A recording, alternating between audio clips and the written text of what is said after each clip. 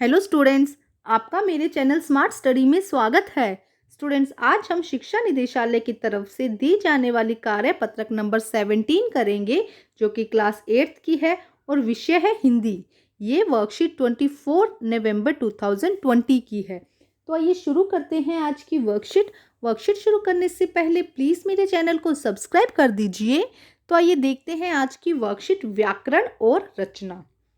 बच्चों, जैसा कि आप जानते हैं कि हम दिल्ली वासी इस दिवाली के अवसर पर पटाखे भी नहीं चला सके। प्रदूषण को कम करने के लिए अपना योगदान दिया। बिना पटाखे दिवाली को आपने कैसे मनाया, क्या क्या किया, आपको कैसा लगा, उसे लिखिए। तो देखो बेटा, इस बार आपको पता है कि दिवाली पर पटाखे नहीं जलाए गए और प्रदूषण को कम करने में हमने भी कहीं ना कहीं योगदान दिया है।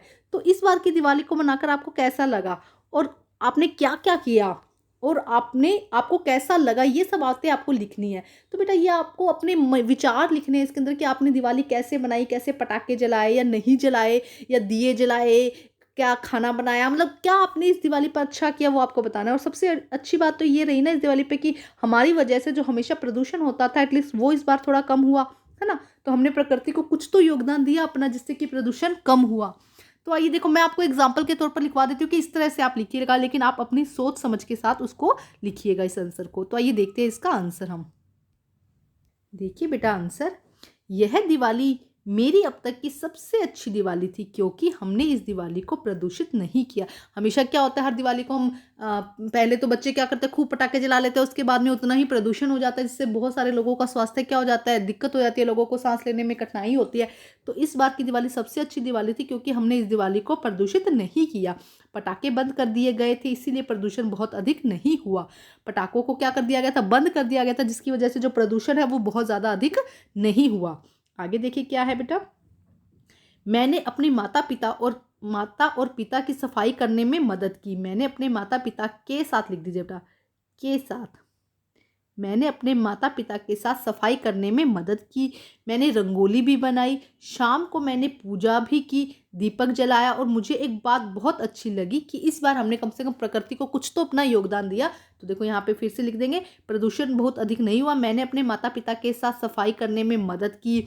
मैंने रंगोली भी बनाई। शाम को मैंने पूजा भी की, दीपक जलाया। और मुझे इस बार एक बात बहुत अच्छी लगी कि हमने इस बार प्रकृति के बारे में सोचा। तो बेटा, थोड़ा सा आपको इसमें लिखना पड़ेगा, एज इन मतलब कम से कम ऐसा ना हो कि सिर्फ एक या दो लाइनें लिख दो, इसमें कम से कम 4-5 लाइनें तो आपको यहाँ पर लिखनी ही होगी। तो ठीक है बेटा, तो ये है आपका फर्स्ट क्वेश्चन का आंसर। इसे आप इस तरह से लिख लीजिएगा कि यह दिवाली मेरी अब तक की सबसे अच्छी दिवाली थी, क्योंकि हमने इस दिवाली को प्रदूषित नहीं किया।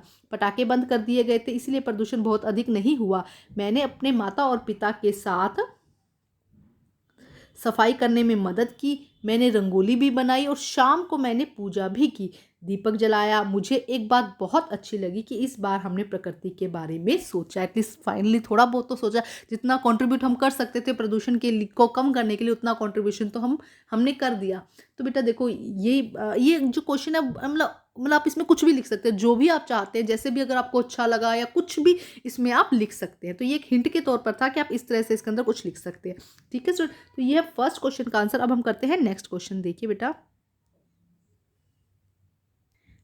बेटा, प्रश्न नंबर 2, आप लोग अपने स्तर पर पर्यावरण को साफ सुथरा रखने और प्रदूषण को कम करने के लिए क्या क्या उपाय कर सकते हैं। अपने आस पड़ोस मित्रों से बातचीत करके एक योजना तैयार कीजिए। देखो बेटा, आप अपने स्तर पर क्या कर सकते हैं कि बहुत ज़्यादा पेड़ लगा ले। आप अपने आसपास, घर के आसपास जहाँ पे भी आपको मिलता है, पेड़ पौधों को ना तोड़ें, ना काटें, है ना। इसके अलावा क्या है कि जैसे कि जो कचरा मिल रहा है, उसको आप पहले ही अलग अलग तरह के डस्टबिन बना ले, ग्रीन और ब्लू डस्टबिन बना ले, उसके अकॉर्डिंग उसमें कचरा फेंके, जिससे क्या हो, इनका निपटान करना भी आसान हो। नदियों तालाबों में जो कचरा है वो ना फेंके। और क्या हो, प्रदूषण की जितनी कोशिश करें हम, वो कम से कम प्रदूषण हो। जैसे कि दिवाली पर हमने किया कि हमने पटाखे बहुत कम जलाए ना।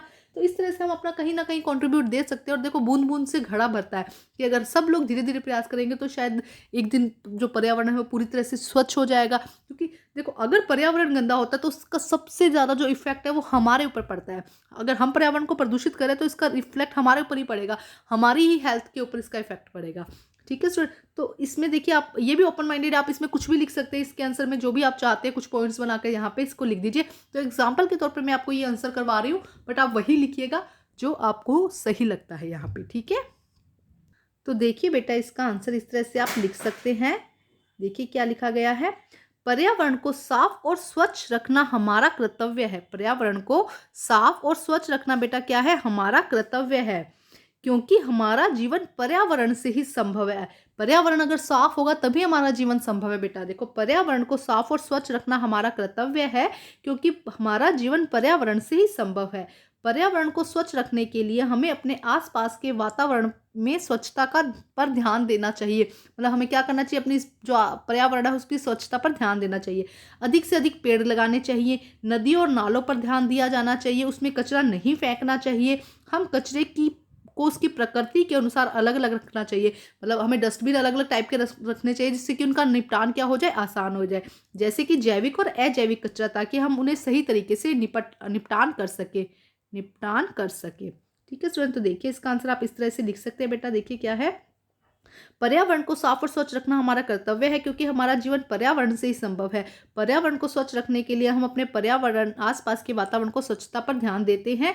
अधिक से अधिक पेड़ लगाने चाहिए, नदियों और नालों पर ध्यान दिया जाना चाहिए, उनमें कचरा नहीं फेंकना चाहिए। हम कचरे को उसकी प्रकृति के अनुसार अलग रखना चाहिए, ताकि जिससे कि जैविक और अजैविक कचरा अलग हो और उनका सही तरीके से निपटान हम कर सकें। ठीक है स्टूडेंट, तो बेटा आज की जो वर्कशीट है वो कंप्लीट होती है। वर्कशीट कंप्लीट करके अपने टीचर से चेक कराइए, और प्लीज़ मेरे चैनल को लाइक कीजिए, सब्सक्राइब कीजिए और शेयर कीजिए। Thank you students.